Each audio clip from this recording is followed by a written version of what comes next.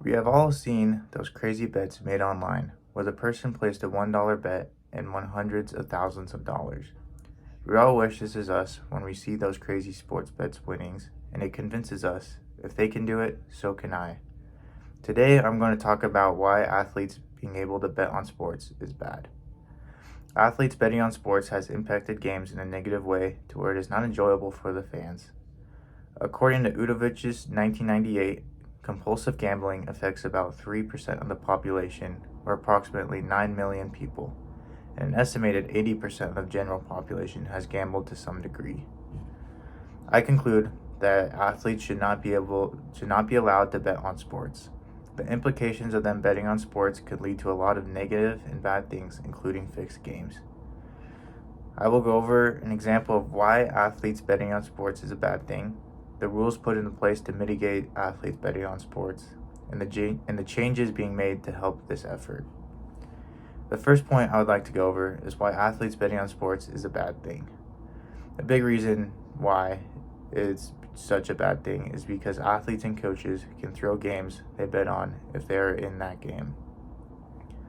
According to Good 2023, there was an incident involving a LSU versus Alabama baseball game. The coach for Alabama put in a less experienced pitcher who hasn't started in over a month. With this odd behavior, people looked into it, and it turned out the Alabama coach was betting against his team to lose. The university ultimately fired him because of this. This is a prime example as to why sports betting is bad, especially when it's a game that you are involved in. With this issue becoming more and more relevant as gambling grows, let's take a look at some of the rules that have already been put into place to help mitigate athletes betting on sports. The NCAA has noticed this problem and have tried to get a hold of it. According to Richard 2019, NCAA regulations prohibit student athletes from betting money on any sporting event, with violations of this regulation resulting in the athlete possibly losing his or her athletic eligibility and being subject to other penalties. Furthermore, a concern for the NCAA is the risk of devaluing the integrity in intercollegiate sports by athletes trying to influence the outcome of the game, i.e., match fixing and point shaming. This issue has also grasped the attention of the NFL, and the NFL has taken some action towards this as well.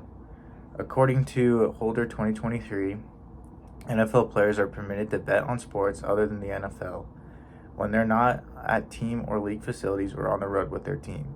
But several have been hit with six game suspensions for betting from the wrong location or at the wrong time.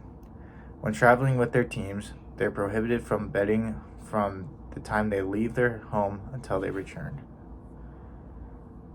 Now, with that being said, it can be alright if players are betting on sports that are in different leagues from them, like a football player betting on basketball games. In these circumstances, the probability of changing the outcome of the game is way less. Even with these rules in place, there is still room for improvement in combating this issue. So with that being said, let's take a look at some changes being made right now that is in order to help this effort. The problem has gotten so bad that it has reached the attention of state governments.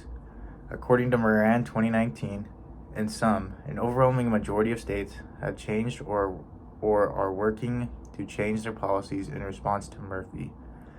Only 12 states have not introduced legislation on sports betting since Murphy, and four were already exempt from the PASPA, although they may expand their existing operations.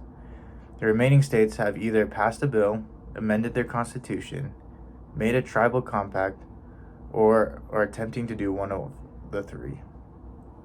There are multiple states trying to put laws into place in order to mitigate this problem. This should be a big sign that this is a real issue that we're dealing with today. In conclusion, I just want to reiterate the points I just went over. Firstly, it is bad for athletes to bet on sports, especially if they're involved in the game. Just like the LSU versus Alabama baseball incident, the Alabama coach ultimately changed the outcome of the game just to try and win some extra money. Second, these rules are in place to help against athletes betting on games across all levels of sports.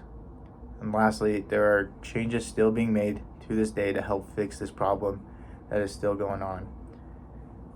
I also want to reiterate my argument for this, which is I conclude that athletes should not be allowed to bet on sports. The implications of them betting on sports could lead to a lot of negative and bad things, including fixed games. This issue needs to be resolved because it can affect a lot more than an outcome of a game. The universities that are involved in these scandals could get hit with massive fines, which in turn can make the universities raise our tuition even higher, and which affects us highly. Thank you.